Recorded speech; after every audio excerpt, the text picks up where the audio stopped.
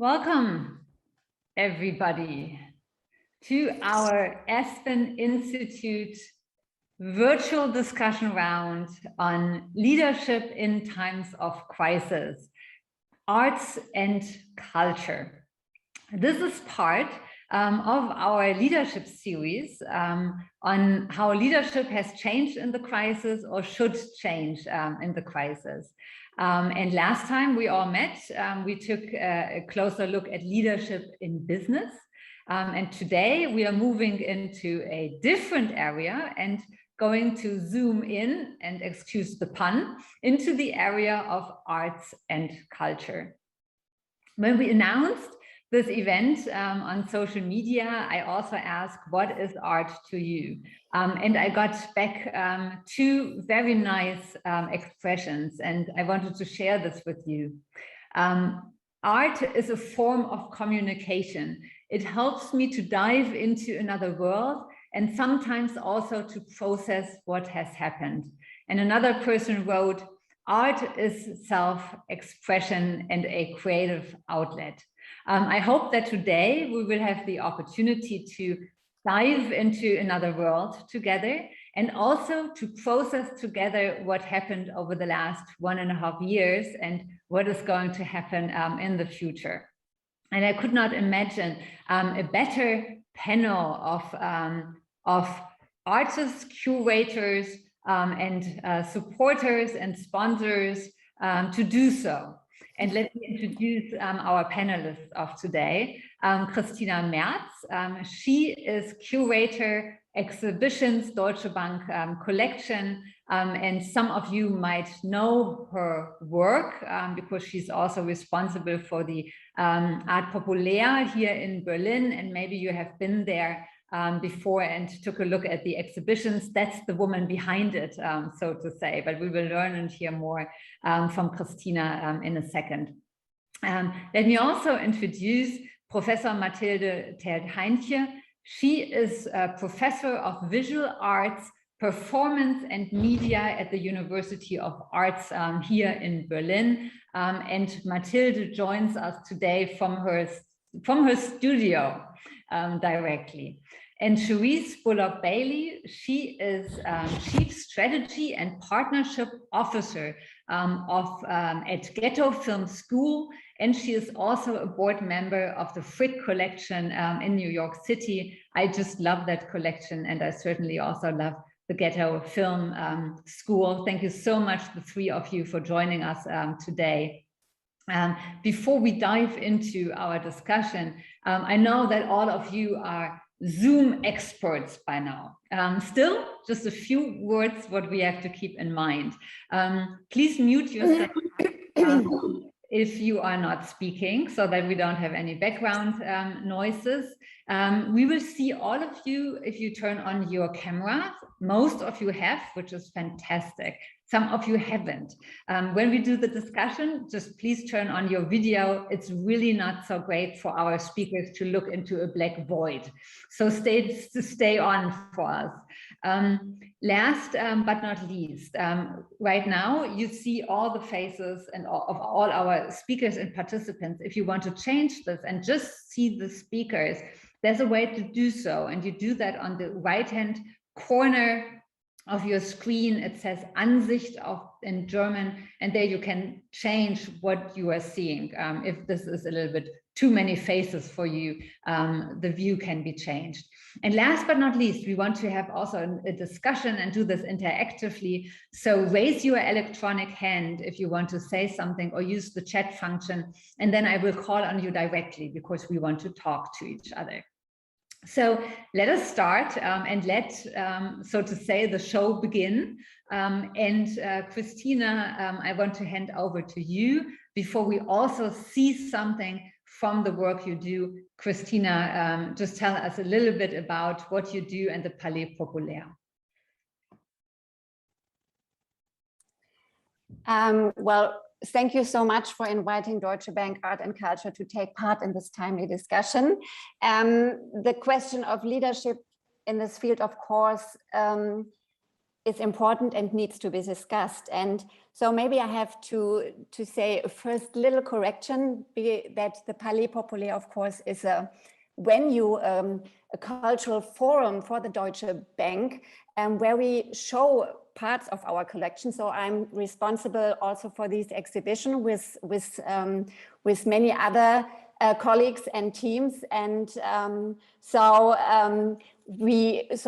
to give you an understanding, that the Deutsche Bank collection is located in Frankfurt, and the Palais Populaire is our venue in Berlin, where of course we have several exhibitions that we show during the year. And of course, it's a great possibility to also show works from the collection there.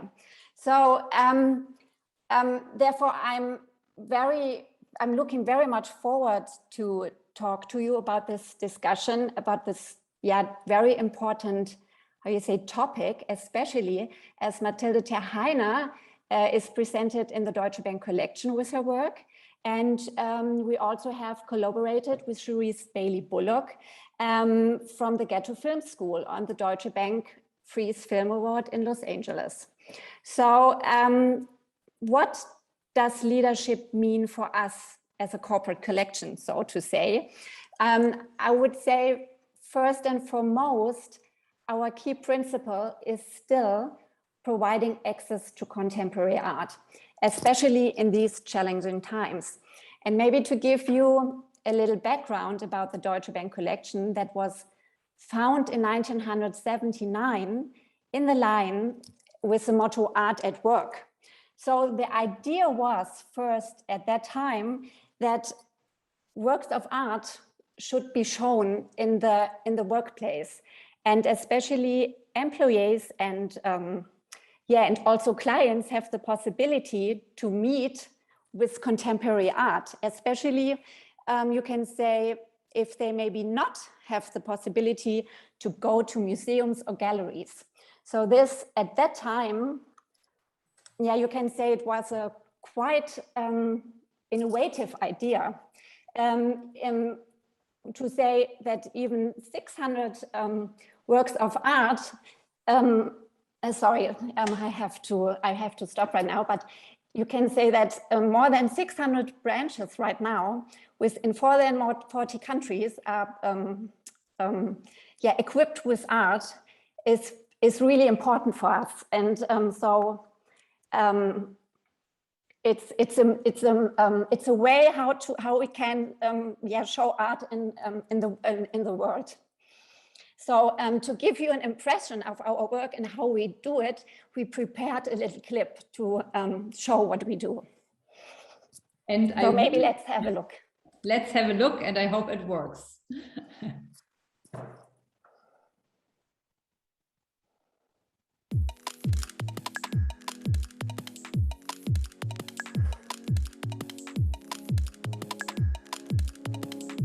In our case, art builds a collection, which is the basis of our cultural engagement. To this day, we not only enjoy working surrounded by art, but also show works from the collection at our cultural forum, the Palais Populaire in Berlin, and at our partnering museums and platforms, like the Stähl Museum in Frankfurt or the Frieze Art Fair in London, New York, and LA. We know that art helps ask better questions, and especially in times of crisis, such as the last 2 years, we realized what an important role art and artists can play in our social and cultural environment.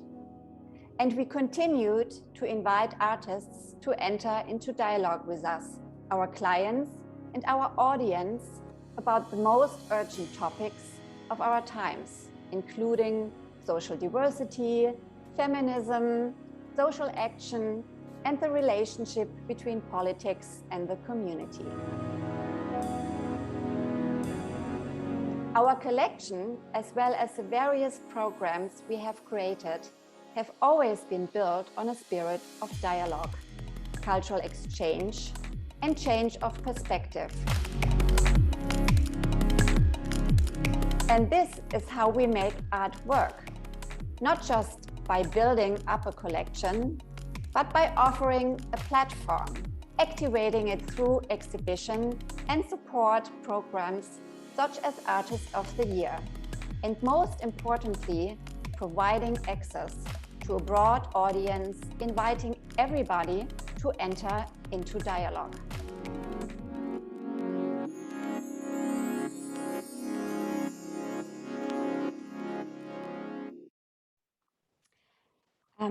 So as you can see in the video clip, this is how the way we work and we present art today. So as for the leading ideas you're talking about, at that time in 1979, you could say it was quite innovative. So we can definitely say that providing access to contemporary art in the workspace has been a leading idea and should be still an idea that we should follow today, even in the times of crisis. Thank you so much, Christina. Art questions, art transcends borders, and leadership is a very important topic to you and to what you do. Before we bring in Mathilde and Sharese, maybe you could also share with us, what does leadership to you also personally mean, and how do you bring it to the work you do? First of all, of course, we have responsibility, and just to experience this in a workplace like that, to really be able to tell stories through art and to select artworks and to provide access to the employees that maybe have not access to art is just an exciting way to work. And of course, in the field of leadership, it means that the idea to provide access needs to go on, especially in these times.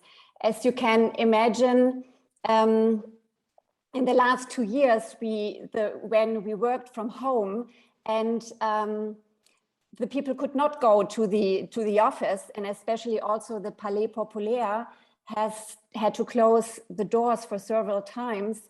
For us, leadership means to still provide access and to create platforms. So it was for us really important to think about what does it mean for us as a corporate collection in these times to still, give the people the possibility to see art, to experience art, and also to provide access to the artists. So I think this is a really extremely important, idea. Just to show leadership and responsibility. Thank you so much. Let me bring in you, Mathilde. You have worked very closely with your students, with your artists throughout the crisis. Tell us a little bit about how you did that and what were the challenges and what leadership means to you.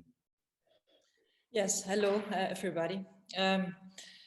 It's interesting to hear Christina speak, and I have to say I work at the other end of the spectrum, so to say. I'm surrounded with the producers of art. I'm also a producer of art myself, and it's very often a lonely and a precarious business, maybe specifically for women, for instance. So often there is no visibility for producers, and especially those who don't fit into the norm. Working with students means also working with all kinds of producers, people who are not even like established producers. So for me, leadership is in a way maybe not about telling others what to do. I think especially in a surrounding of universities and education, but generally maybe I find it the best when I let other people find a place and a role for themselves, something that sort of seems suitable for them, where they can fit their capacities in the situation. And I also think it's very much about listening, actually. So what I try to do is listen carefully and then bring people together on the basis of what their needs are and what future visions they have. So this is an important thing for me in my class, to create that cohesion of a group and a feeling of mutual support. And I also would like to add, because you said something like what art could be, for me, art is also an instrument to actually critically think about our reality and our surroundings. You know, it's also in a way a tool to deconstruct and think things around you in a different way. So when we were talking about in our Zoom conferences, of course, about, you know, what kind of performative work we wanted to do and what the performance of the time was, then we all very quickly came to the idea that the performance we do on Zoom is very much also bringing it back to a sort of stereotypal way of behavior. And even like, it's very much about, like you said before, and of course, everybody wants to look good. So we were like, okay, let's deconstruct this and bring different parameters into the game. And actually it was really nice. We had a lot of fun doing that, trying not to play with not to go with the flow. So we could take a look at the video that I don't think it's the best quality because it's a recording of a screen recording and whatever, but it gives you an idea how we were anyway trying to have fun together, despite all the kind of really also partly traumatic issues that came up with our students. But of course I cannot show these, so here a part of it where we had just fun.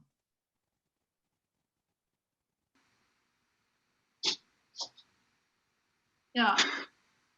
Okay. And then you can also experiment. You can grab your phone. And you have this light function, this torch. Because if you feel like, oh, my light conditions are not that great, so maybe you could take your phone, and then increase your lighting.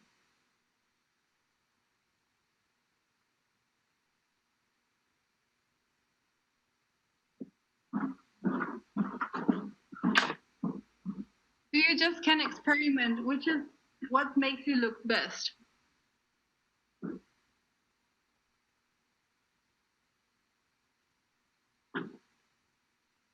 This looks like a little bit of a sunset.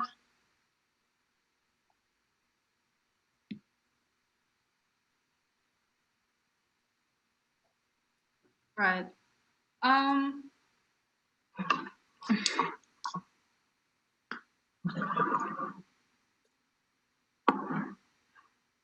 Yeah.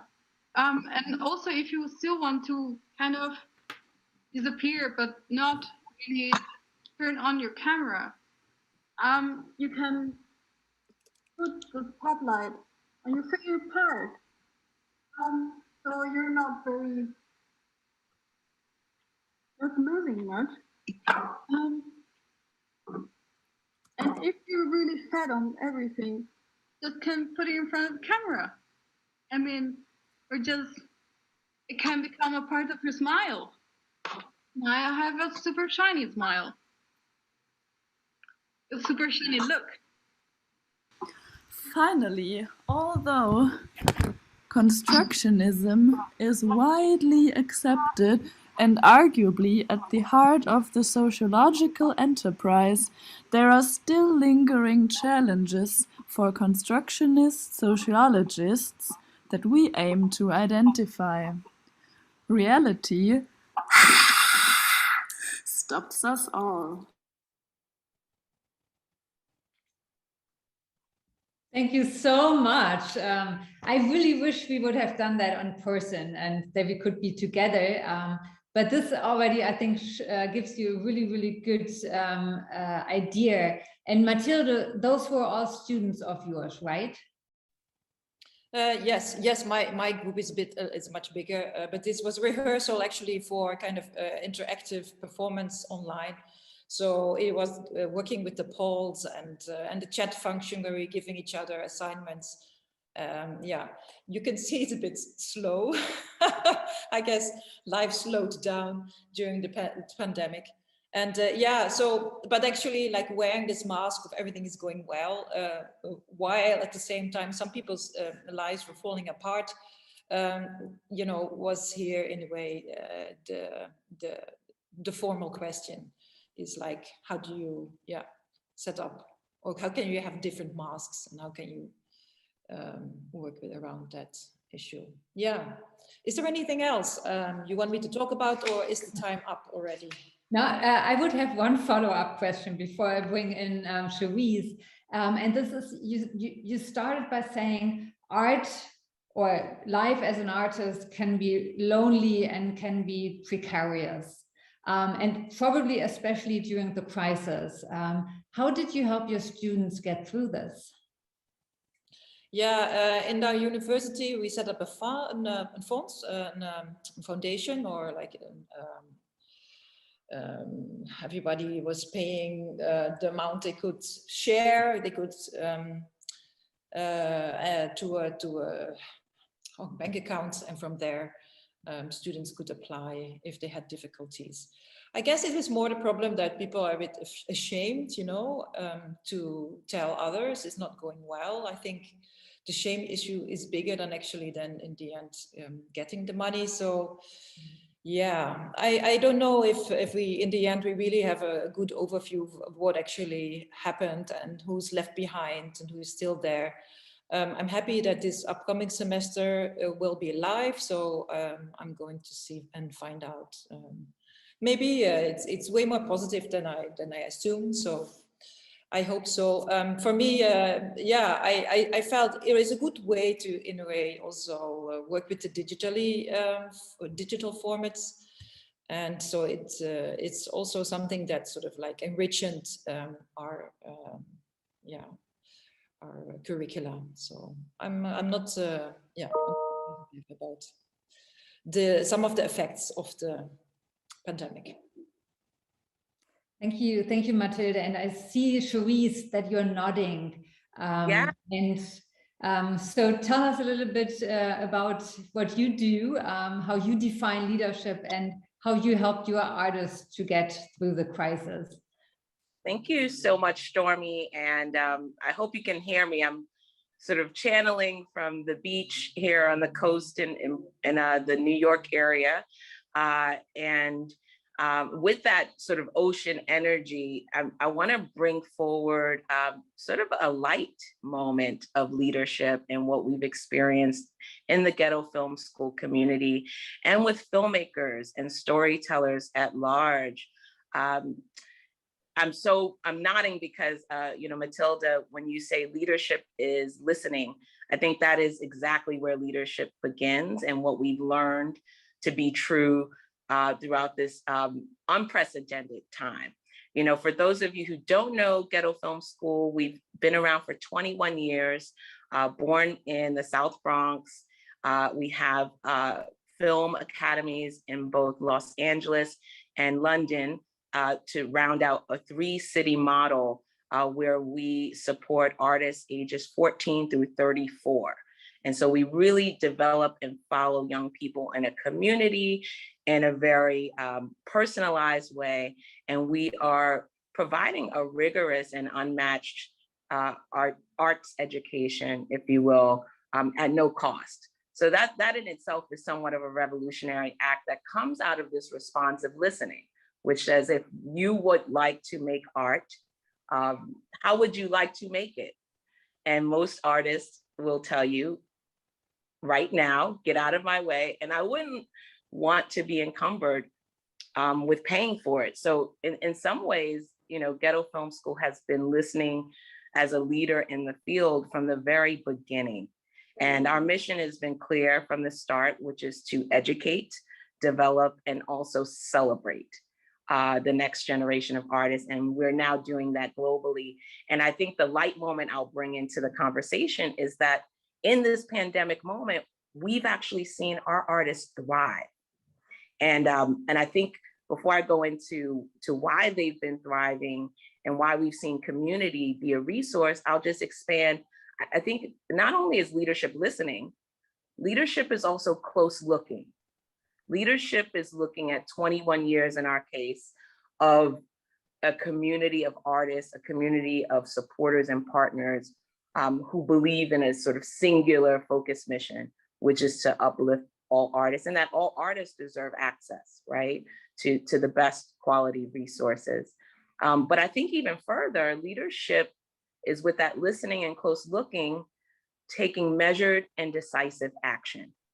And I think GFS has been a leader in our art and business and a creative industry because we haven't really sat by and waited for things to happen. We've always engendered the creation process to happen with our own resources, with our own community members, really lifting up our artists within our own ecosystem, right? Somewhat of our own planetary environment of feeding into artists, and also being deft enough, mature enough to get out of the way of artists. Because at the end of the day, I believe leadership is exhibited in creation and art making, which is why we listen to, why we look after, and why we develop our artists, particularly our young artists in our GFS community, so dutifully and so carefully.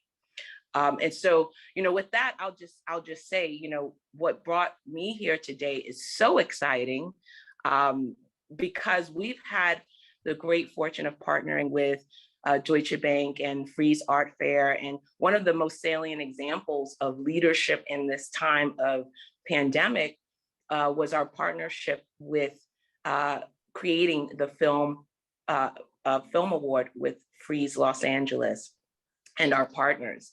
And what we have done for now 3 years running is engage an inclusive group of filmmakers, storytellers in Los Angeles to come together as a cohort to make film and to be celebrated at the Frieze Art Fair. And one of those artists will be celebrated as sort of the winner of the Frieze Film Award. One will be also feted as the audience award winner. But the truth is they're all winning artists in our eyes because they are part of a community, right? And so leadership is community. Leadership is not doing it alone. Leadership is being humble enough to know that even the best artist herself is supported by a team.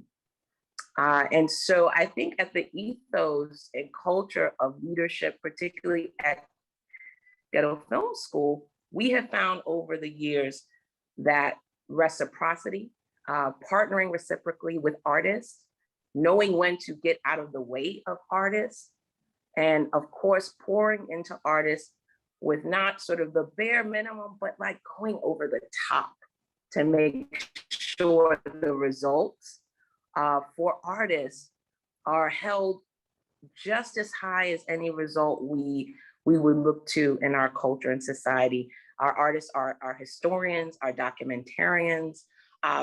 They truly are our leaders. And when we look back at time, I would say even just looking back over the last 18 months, when we look back at the art that was made in a program like the Frieze Art Fair and LA Film Award, what we see is the voice, the history, the record, both creatively, emotionally, and historically of this time. Yes, Maybe I can. go ahead, but Christina, we also want to see and hear the artist briefly. Yes, that's right. That was my setup for the video. I should be more explicit. I think we should get out of the way and hear from the artists themselves. Yeah, I would say so too, but Christina, I don't forget you. And after we hear from the artists, I hand over to you. Thank you.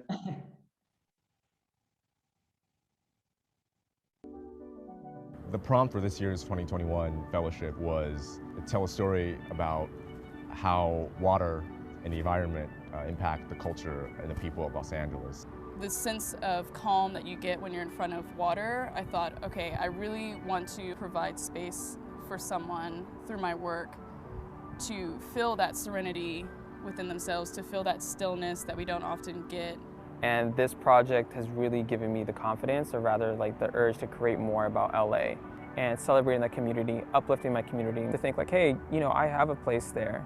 And the stories that we want to tell, you know, people are hungry for the stories. Finding your tribe and finding a sense of place, it can be challenging to find where you belong. It's time to see diverse stories and to be a diverse storyteller because the world looks diverse. What was so wonderful about this program was the ability to meet other filmmakers and other people in the industry. It's been pretty great just to see the diversity and participants involved. I mean, like, we have an age range from like 18 or 19, I believe, to about 32, 33. And they all come with different unique approaches on how to make film. And I think that's been super helpful. I got in and now I got to meet 9 other individuals on Zoom who have inspired me and I've learned a lot from.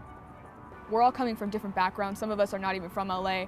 And just being able to get their insight in what their path was as a filmmaker through their questions and what they had to say about themselves was really what I was taking from it. And in turn, I will give myself and I will give other people stories that I want to see in the world. And I was like, what to me is the culture, essence, and truth of LA? And for me as an outsider, like, it's really about the places where I found home. And if I just like exist and tell the stories that I know and like my relationship with my family and our relationship to Los Angeles, more people are inclined to listen. And it probably makes a story more captivating to people because I feel like the more specific you are, the more universal it is. Thank you so much for sharing. Thank you. And I'll just quickly say, just to synopsize, the last 18 months have been ascendant, accretive for our storytellers, because in some ways, it's like the whole world has gotten out of their way, right? And they could really leverage technology, leverage the time and space to create without the barriers. And so without any discernment of getting to and fro, we have gotten to work virtually. And we have found ourselves sort of in this space of hybridity fidelity at GFS. We are the ones who are saying to our partners, to the world, this is how we should treat artists. This is how we should pour into them. And this moment, fortunately, in this case, has given us great examples of art making and community building by listening and actually getting out of the way of artists. Thank you so much. Listening carefully, looking carefully, getting out of the way, but also creating a community. Christina, over to you. I just wanted to add, because it was just so nice to hear, of course, that artists have the possibility to develop also in challenging times, and that there are platforms that they can do so. And I think artists play just such an extremely important role here, because through art, people experience alternative ways of thinking, and they learn about different cultures, histories, and relationship. And so we, as a corporate collection, of course, this is the idea, to provide all these platforms from our point of perspective as leadership, because in the best way, it makes people open to new ideas. And especially, art does not only provide simple answers, it raises questions. And so you may say contemporary art even is a think tank for the future. And that's why it's so important to create these open platforms. And I think this is a positive, idea that we could take from the last 2 years, that of course, as many other cultural institutions, they made the experience that the technology and the way we had to communicate also had the positive impact on what we could do. And it was, I would say, a third room to create, kind of platform to artists as well as to ideas.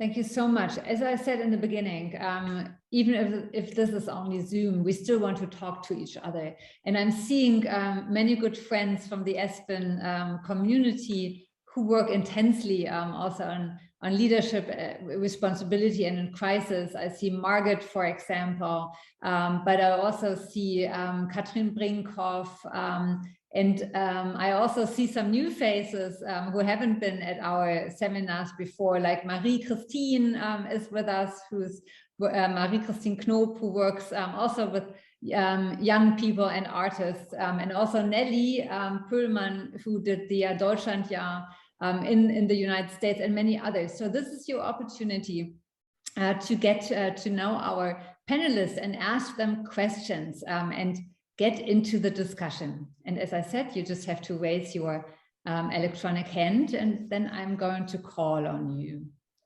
And I just saw a hand going up. Let me see. Yes, it is Margaret. So Margaret, the floor is yours. Thank you so much. Thanks to the panel, first of all, and to Stormy for organizing this. I was immediately wondering, because some of us might come from corporate environments and businesses. Sharese, a question to you. Do you think that what you're basically sort of asking yourself to do is applicable for business, i.e. managers in corporations should actually at least sometimes get out of the way of employees and just sort of give them the platform and then let the magic happen? Thank you so much for that question, Margaret. I do have some interesting backdrop. I started my career actually in the corporate world, in the finance world. And what I would say is that it's not specific to the sector, it's more about the culture of the organization. And even the largest, most corporate structures can have a, no rules, trust-based approach to valuing the most important asset in a business, which is your people, right? We happen to be in the people business of supporting artists. If you're at a bank, you're supporting bankers. And, for us, the culture begins with trust, right? If you trust your people, you are willing to get out of their way and help provide them with the resources to make decisions. And so I think there is a lot of crosswalking across all organizations at this moment in time.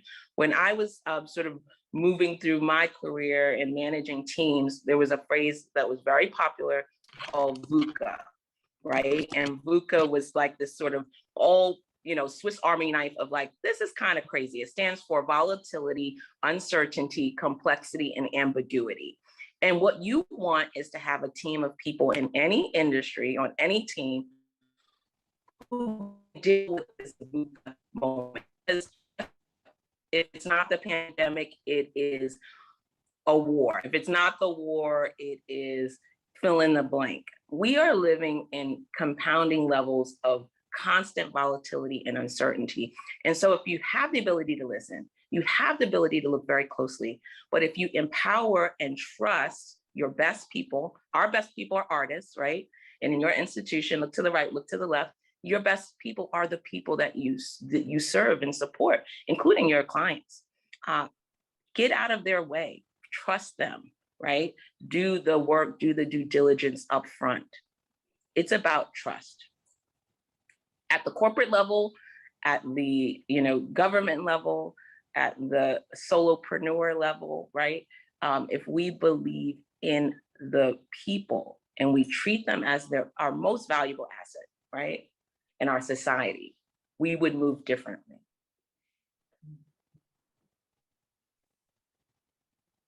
Thank you so much. Let me also bring in Kathryn Brinkhoff. Yeah, thank you so much, Stormy, for this invitation. And thank you so much for the speakers for the touching insight, really very inspiring. I'm a Berlin-based media psychologist and a facilitator, especially for interdisciplinary projects in the field of digital transformation. For example, I don't know whether any of you knows about Link Masters. It's a project from the Volkswagen Stiftung and the Kulturstiftung Niedersachsen, and they bring artists, people from media, and AI programmers together to create projects, which are then also financed in this project. And thank you for your inspiring definitions of leadership, being visible, I think also having power. And what you also said, being connected. And what would interest me, Sharese, and maybe also anybody, do you know of projects, or do you feel that there are more projects, formats, whatever, that connect artists with other disciplines, or that really actively bring in artists into the company world and also give them a mandate or power or a new role? Do you experience that over there in the States or wherever? Sure. Well, thank you for that question. I think it is a long conversation, and I would probably start with the broadest form of support to artists and institutions traditionally who are in the service of art and culture, which is philanthropy. And I think when we look at philanthropy for the last 100 years, let's say, we've seen big shifts and turns, right? And I think the best philanthropic organizations have had the foresight to not think in silos, but to always be thinking about how we're bridging leaders and thinkers and creators together, right? That there's sort of no them and us. It's just, how do we provide solutions? And so I think the best in sort of the philanthropy space do that. I would say, I wouldn't call out just in the present moment that what we have done through our work with Deutsche Bank and the Frieze Art Fair is truly interdisciplinary. We're calling on visual artists and filmmakers to consider contemporary art, consider their voices, and think about a new platform, which for many of our artists, and I would say 8 of 10 traditionally in each cohort, has an MFA. So they are painters, they are sculptors, and they also make film, right? And so the artists themselves demand a multidisciplinary experience. I think from philanthropy, then you have intermediaries or programs, like our leadership here at Ghetto Film School, who always are thinking in this hybrid way, right? The hybridity of art making and creativity is a response to that which exists in artists themselves. And I think, so there is always that alignment that exists. I think when we talk about funding and how we incentivize funding, that's when we often get bifurcated and say, hey, you can get a film grant, versus saying, you're an amazing artist, I'm going to invest in you, right? And so that's kind of what we've always done at GFS. And we tend to partner with, whether it's a corporation or individual or, traditional philanthropy, who gets that part.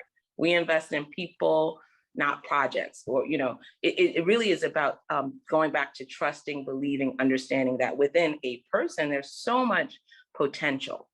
So I don't know if that answers the question, but I do think, we're best in class in this panel. I'm so curious to hear about colleagues and what they have called out and seen emerge, particularly in the past 2 years. Thank you. Mathilde. Yeah, I think the question is quite interesting. I don't actually think in terms of interdisciplinary, in terms of like the merging of the different medias and art. I think this is happening already for the last 100 years. So I think what is more interesting in the sense of rethinking the placement of art, and I don't know if this is what you were thinking about, but if you were talking about like the businesses working together with artists in a kind of way of think tank and a different kind of creativity, I do feel that this is a very interesting thing to think about in the sense of how can the platforms of art can be opened up. Because the platforms of art that I see mostly are very much like narrowed down to either you have the white cube or you have the screening format, the performance formats, but the formats of where actually artists work together on new inventions with businesses, or where they work maybe with social businesses together in participatory models of art. I don't see that very much represented in the art platforms. I think it's also quite difficult maybe to present that kind of art, but Yeah, so I don't know if this is what you meant with your question. I just wanted to follow up on what Sharese was saying, because I felt like there is more to it. You know, there's also, it's not just about like merging the disciplines. It's very much also about opening up the idea what art could be and what role art could play in society generally. I don't know if maybe this I can play this back to Kathryn. Yeah, thank you. Absolutely, interesting point. I mean, you some of you were mentioning the VUCA world and agility and the needs that are suddenly there due to digital transformation. I mean, there's really a transformation going on, especially with this whole technological change where how you said and how others said, I think art could really play such a different role in society. And it's so necessary not only to think in products, because this is, I think, what many people fear, or what I experienced being a facilitator, also working for companies, that often when you talk about VR or robotics or all these new tech phenomena that are there in our world now, really rapidly transforming it, art is such a source. Yes. Within this transformation. Yeah. That's fantastic. I want to just chime in because I think this is a fabulous conversation, because, you know, there's an old saying, it's not about the money, but it's about the money, right? And so in this new world, is it about the Bitcoin? Is it about what is the resource that is holding you between the gap between your vision and your execution, right? Most of the time it's time or some resource, right? Some actual resource, right? In this past 18 months, we saw a lot of time open up and we saw a lot of great work open up. But what we did notice is that those who didn't have certain resources, these are just hard costs, equipment, paint, canvases, you know, electricity, you know, these are just hard costs and realities and resources to creation.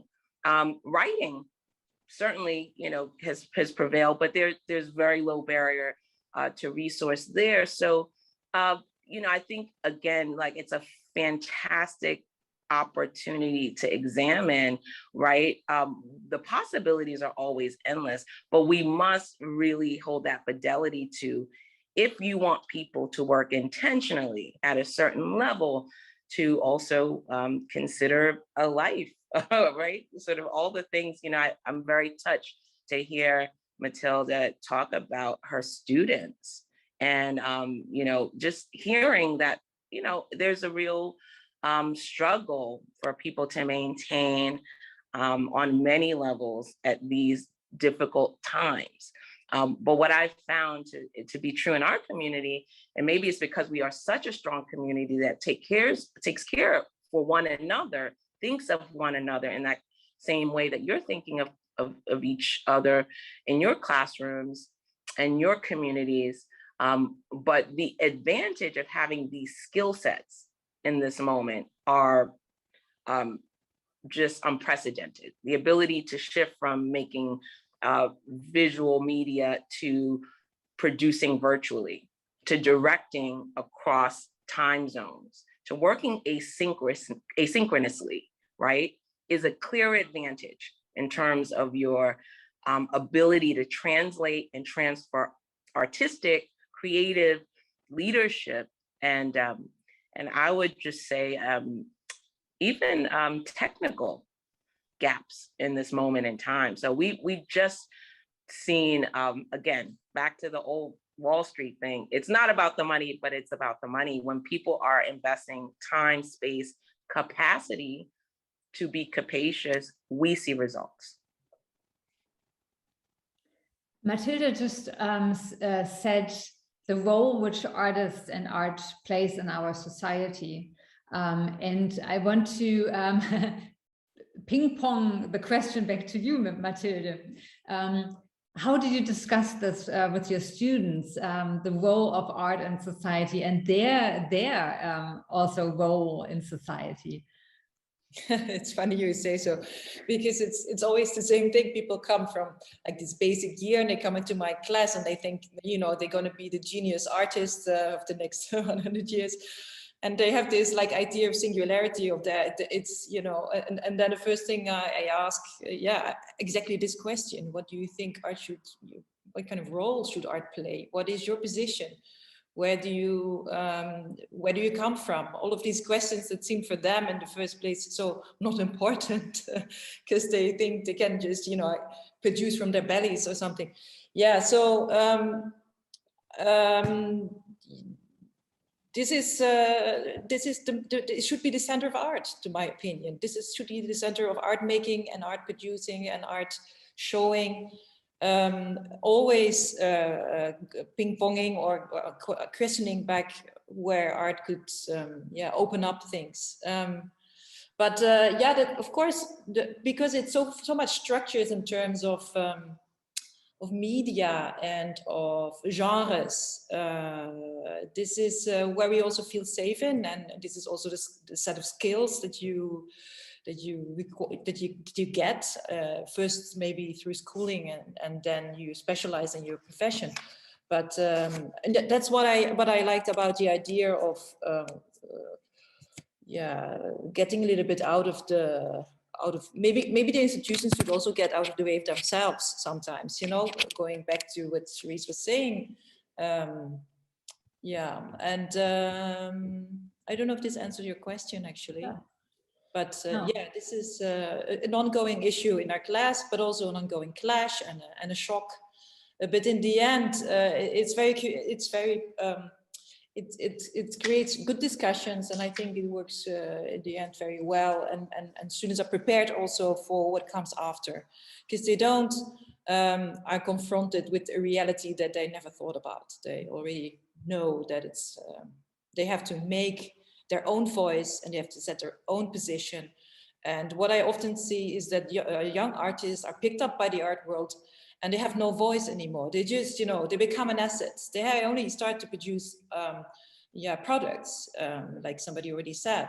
It's very hard for young artists not to lose their voice, and because it's the structure is so big and there's so much involved, and meanwhile also so much money involved in the art world. So I think this is good to keep in mind, that this is something to tackle. Thank you so much. And I want to bring in two more of our participants. First, David Iyengar, and then also Marie-Christine. First, over to you, David, and then over to Marie-Christine. Hello, David Iyengar here. I spent the last 5 years of my career as a Canadian diplomat as the head of the public affairs unit at the Canadian Embassy in Berlin. And of course, we were promoting Canadian art and linkages between Canadian artists and German artists during the time I was there. But I want to go back a little further to give you maybe a concrete example of art and the rest of the world interacting. Early in my first career, or my first time in Berlin, I was actually the economic counselor, but I brought over the ex-head of the National Research Council of Canada, which is the major institution representing science and research in Canada. And I was fascinated to find that the gentleman I brought over, whose name I have forgotten this evening, had established the Artist in Residence program at the National Research Council. And I've just quickly Googled to find that program still exists. And they have an Artist in Residence for research, in effect, in the National Research Council. And his description of why he thought this was important was that if you're trying to inspire creativity in any field, quite frankly, having an artist in the room helps to get those creative juices going. And that was basically a very important part of this example that I've thought I might be interesting to you. Thank you. Absolutely. Thank you so much for sharing. That is also something which I think, Kathryn, you were getting at a little earlier. So I hand over to Marie-Christine. Yeah, thank you very much for this super interesting discussion. I also worked as a cultural manager for like 10 years, and now I work as a consultant more in the business field. I work with companies now a lot. And I still find that arts and culture definitely, in my case, but in general, can absolutely be a source of inspiration, especially when it comes to identifying with your work, with your projects, like especially with these fashionable words, purpose, and creating a bigger value. And the enthusiasm and motivation I experienced while working as a cultural manager, I think is still the strongest if I compare it to if people are driven by money, or if these are the incentives for working. And on the other hand, I sometimes have to laugh when CEOs do the typical workshops where they, for example, act like a conductor with an orchestra and try to copy these mechanisms into their leadership strategy. And I'd like to know from you, what do you, especially when it comes to leadership, what especially would you think you can learn from arts and culture, like in a very personal view of things? Thank you so much. And before we get back to our panelists for the last round, I also want to bring in Claire.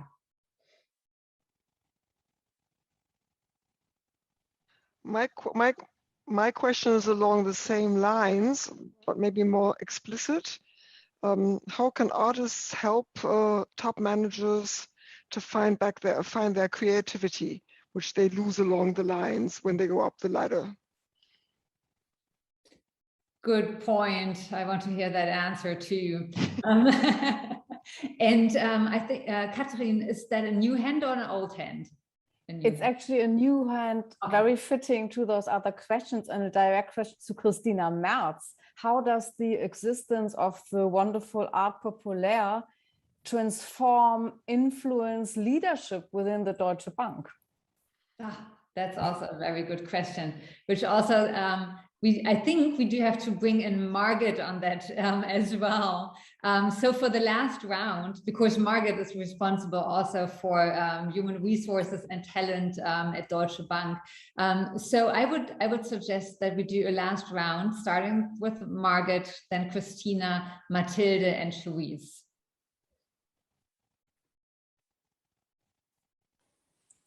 Right, I keep it short because I'm very conscious of time and want to hear from the panel. But indeed, I mean, we've experienced, as Christina was saying, that arts is influencing the way we're looking at it, opening up new perspectives, and then obviously working back with our arts and culture team to inspire them maybe for different connections and connectivity. So I would say, for many, it is, opening up our mindsets and perspectives and looking at the world in a different way. Christina, I hand over to you to follow up on that. Yes, I mean, I think to come back to my first ideas to explain why Deutsche Bank started to install artworks in all the offices all around the world. I mean, it was the idea that especially contemporary art has the capacity to open up and to, especially in international collection, if you think about 600 branches where in 40 countries where international artworks are presented, and we have guided tours, we have talks with the artists, and especially you said the Palais Populaire is our platform where we not only present the Deutsche Bank collection, but we also invite artists, for example, for our series Artist of the Year, where young artists are invited to produce an exhibition and catalog. And this is a platform where not only curators and artists meet. I mean, we invite our employees, we invite our clients, and they have the possibility to see what they do. And not only German artists, it's more about diversity, about different ideas. And this has been the idea from the very beginning, that art can create creativity. I mean, if you just imagine that all of our employees that work in the Deutsche Bank have art around them, and it's not maybe only always inspiring. Maybe it's also, it's maybe sometimes you raise questions, you want to know more about it. Maybe you don't even like the work so much. But after all, if you talk about it and if you have the dialogue between employees, clients, and artists, they can create really new ideas. And I think this affects the workspace. And this was the idea 40 years ago. So I don't know if this answers the question regarding the Palais Populaire, but I think this platform is also, it's not only for the artists, but also for clients and a diverse audience, you can say. So where different people can meet. And it's not only that art lovers can meet or, that artists meet and an art crowd. It's more about to really create a platform where different audiences can meet and we can open it up. And I think that's important, especially in these times. Interesting, thank you. So much, Christina, and over to you, Mathilde. The question of leadership and culture, whether art can influence leadership, I don't know, actually. I don't know about this, really, to be honest. Well, I do like what was said before, that the idea to include artists in teams, business teams or company teams, as to bring in different contexts. I think it would solve maybe also the precarious situation of many artists. There are way more artists trained than the market can ever hold. So I do think this would be a good solution, and if I listen to the problems around me, then I would say, yes, I see a lot of organizations getting stuck in bureaucracy and rules and regulations. And I see, on the other hand, I see a lot of free potential not being seen, not with no use. And then I can see so easily why this could work together and create a new way of a new art form in a way. So this is how I imagine. Thank you so much. That's a very good recommendation, and maybe some of our participants are going to follow up on it from the business community. And last but not least, Sharese. Thank you so much. And I think this is a brilliant question for strategists. I'm a strategist by training, and at GFS, we took the strategic approach to create a consultancy. And so in the last 3 years, we've formalized a strategic consulting and advisory practice. And in fact, the work that we do with the Frieze Art Fair and Deutsche Bank is one of our projects where we bridge the gap between businesses and the next generation of artists, inclusive artists. So we're providing a range of services, I would say primarily intellectual property, creative services, and talent development solutions. And the most sort of elegant solution that's reciprocal for us is that we get to hire all of our alums and our artists in our community to run these projects and to service these projects. So you literally have a team of artists who've been trained sometimes from the earliest of age 14. And we're able to kind of really support and walk with our partners through dream points and pain points.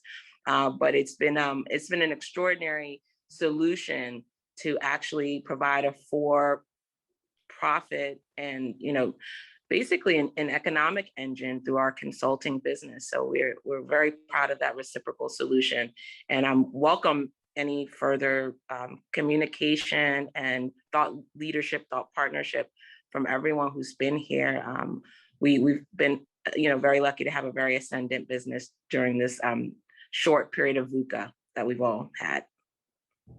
Thank you so much to Christina, to Mathilde, to Sharese, also to Margaret, who helped us set up this event. This was just an appetizer, I would say, for our dive into the art and culture work. And I hope that we will continue. We will certainly also continue our series of leadership in times of uncertainty and crises. So please join us when we take a look into other fields as well. I thought I mean, at least for me, I took away a lot of ideas, a lot of thinking, and I want to come back with a quote I started with: artists to form a form of communication. So let's keep communicating with each other, and hopefully next time also in person. Thank you so much for taking the time. I wish you a wonderful night, and I hope to see many of you again in our next Aspen events. And go to those art exhibitions and support the artists. They really need it. Thank you so much. Thank you so much for the invitation. Bye-bye. Bye-bye.